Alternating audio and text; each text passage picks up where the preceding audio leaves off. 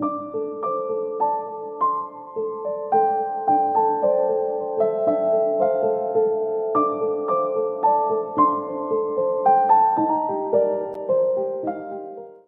The Lord. आप सबको खुदावंद यीशु मसीह के नाम में जय मसीह की और एक बार फिर से मैं आप सबका स्वागत करता हूं और मैं बहुत बहुत शुक्रगुजार हूं खुदावंद यीशु मसीह का कि एक बार फिर से उसने हमें ये फजल दिया कि मैं आप सबों तक क्राइस्ट ब्रदर्स चैनल के थ्रू मैं आप सबों तक आ पाया।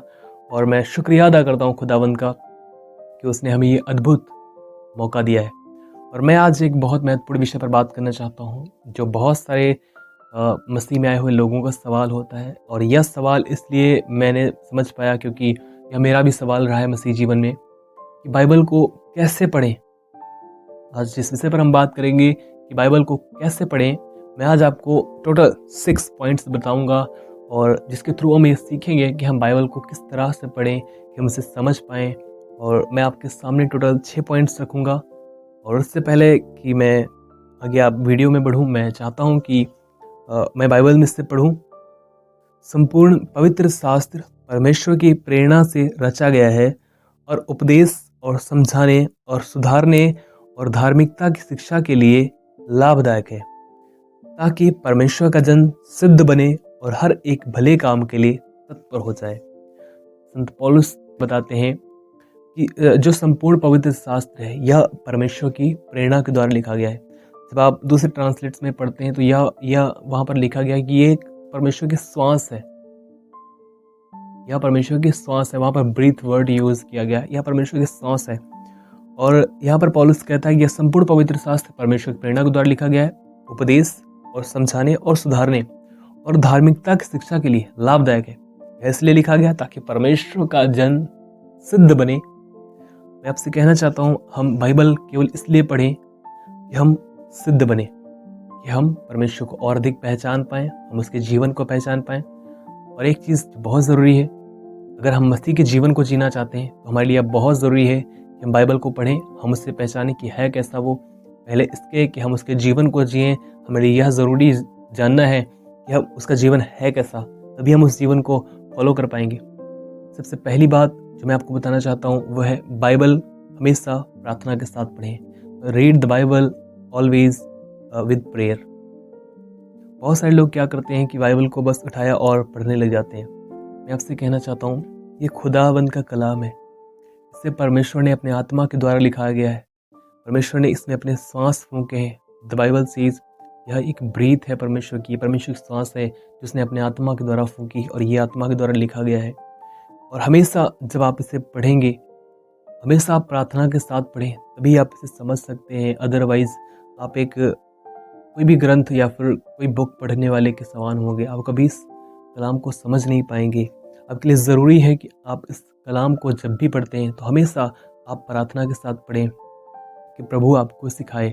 आपको ज़रूरत नहीं कि आप बहुत बड़ी प्रार्थना करें, प्रभु से कहें अब्राहम, इसहाक और याकूब के परमेश्वर आप ये हैं वो हैं, बहुत सारी बातों को। मैं नहीं कह रहा कि आप ऐसे प्रार्थना करें और फिर उसके बाद प्रभु आपको आएगा समझाएगा। आप सिंपली उससे कह सकते हैं प्रभु ये आपका कलाम लिखा हुआ है, आई डोंट नो, मुझे नहीं पता कि इसमें क्या लिखा गया और किस तरह से किस मकसद से क्या लिखा गया है, इसके पीछे योजना क्या थी। और आपसे कह सकते हैं प्रभु मेरी मदद करें और मुझे सिखाएं इस कलाम को अपने आत्मा के द्वारा, केवल इसलिए कि मैं इसे सीख कर आपकी ओर निहारता हुआ आपकी तरह बनता जाऊं, जैसे आप चाहते हैं वैसा मैं जीवन जी सकूं।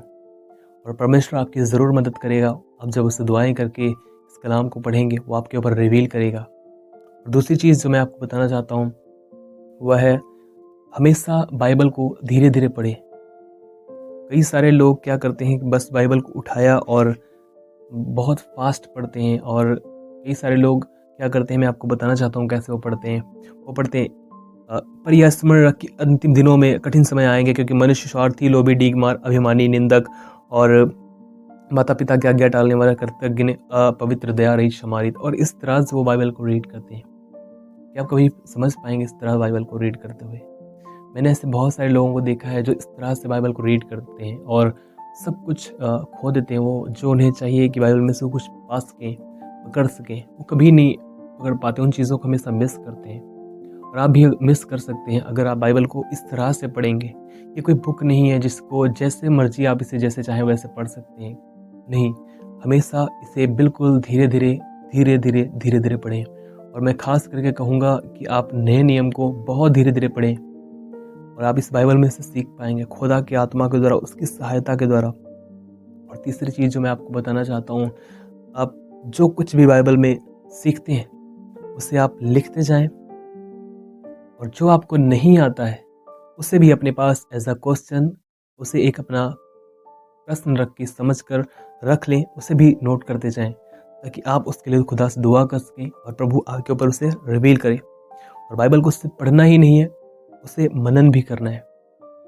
जब भी आप पढ़ते हैं हमेशा अपने पास इन वस्तुओं को रखें कि आप उन चीज़ों को जो सीखते हैं उन्हें लिख लें, और जो आप नहीं सीख पा रहे हैं उन्हें एज अ क्वेश्चन अपने पास रखें, ताकि उन चीज़ों को आप खुदा के पास लेकर जाएं और प्रभु से कहें, प्रभु ये बातें मैं नहीं समझ पाया हूँ अभी तक, और आप मेरी मदद करें कि मैं इन बातों को समझ पाऊँ। और चौथी बात जो मैं आपको बताना चाहता हूँ वो बाइबल को सीरियल वाइज पढ़ना। कई सारे लोग क्या करते हैं, बहुत सारे लोगों को ऐसे मैंने देखा है, वो बीच में से पढ़ते हैं, कभी वो भजन संहिता से, कभी वो नीति वचन से, कभी नए नियम में आ जाएंगे, कभी प्रकाशित वाक्य में चले जाएंगे, और इस तरह से वो बाइबल को रीड करते हैं। अगर आप एक अच्छे बाइबल के जानकार होना चाहते हैं, अगर बाइबल को आप अच्छी तरह समझना चाहते हैं, पवित्र शास्त्र बाइबल को अगर आप समझना चाहते हैं, उसके अनुसार आगे बढ़ना चाहते हैं, तो आपको बाइबल को सीरियल वाइज पढ़ना होगा, उत्पत्ति से लेकर प्रकाशित वाक्य तक। और बार बार आप इसे इस तरह से पढ़ें, ऐसा नहीं कि एक बार आपने पूरी कर लिया और उसके बाद छोड़ दिया। तो मैं आपसे कहना चाहता हूँ यही कि आप इस बाइबल को सीरियल वाइज पढ़ें, बीच बीच में से खोलकर मत पढ़ें। आप कभी समझ नहीं पाएंगे बाइबल को, किस वचन को किस मकसद से लिखा गया, कैसे लिखा गया, और उसके पीछे उसका मोटिव क्या था, और बहुत सारी बातें आप मिस कर देंगे। अगर आप बाइबल को समझना चाहते हैं तो आपको उसके लिए काम करने की ज़रूरत है। बाइबल को हमेशा सीरियल वाइज पढ़ें। जिस प्रकार हमारे बाइबल में रिबन दी गई है वो इसीलिए दी गई है कि जहाँ पर आप ख़त्म कर रहे हैं वहाँ पर रख दें, ताकि आप कल जब आप वहाँ से पढ़ें, स्टार्ट करें, आप फिर से वहीं से स्टार्ट कर पाएँ। सो ऑलवेज रिमेंबर, हमेशा याद रखें इसे, और बाइबल को हमेशा सीरियल वाइज पढ़ें। और पांचवी चीज़ जो मैं आपको बताना चाहता हूँ वो है, हमेशा बाइबल को एक नम्र हृदय के साथ पढ़ें। अगर आप बाइबल को नम्र हृदय के साथ नहीं पढ़ेंगे, आप इस कलाम को कभी नहीं समझ पाएंगे।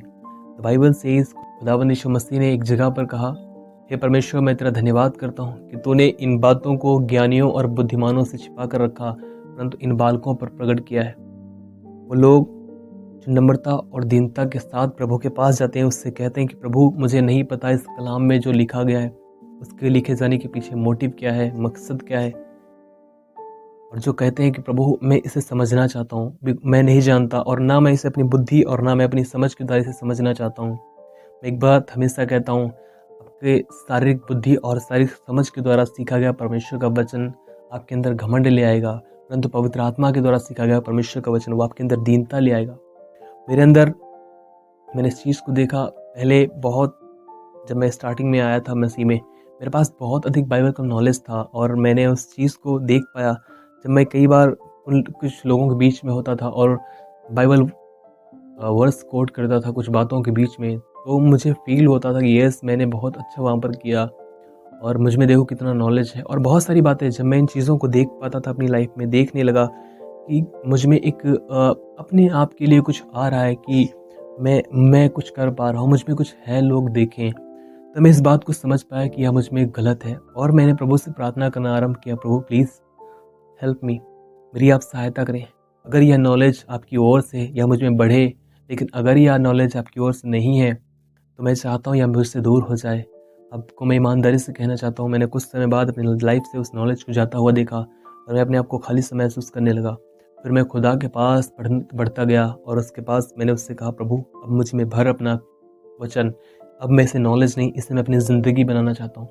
सो हमेशा, और मैंने उसके बाद देखा खुदा ने अपना वचन बहुत अद्भुत रीति से मुझ पर प्रकट करना आरंभ किया। कि आप हमेशा याद रखें, बाइबल को आप एक नम्र और दीन हृदय से पढ़ें, ताकि खुदा के कलाम को आप समझ पाएँ, वो अपना कलाम आपके ऊपर रिवील कर पाए।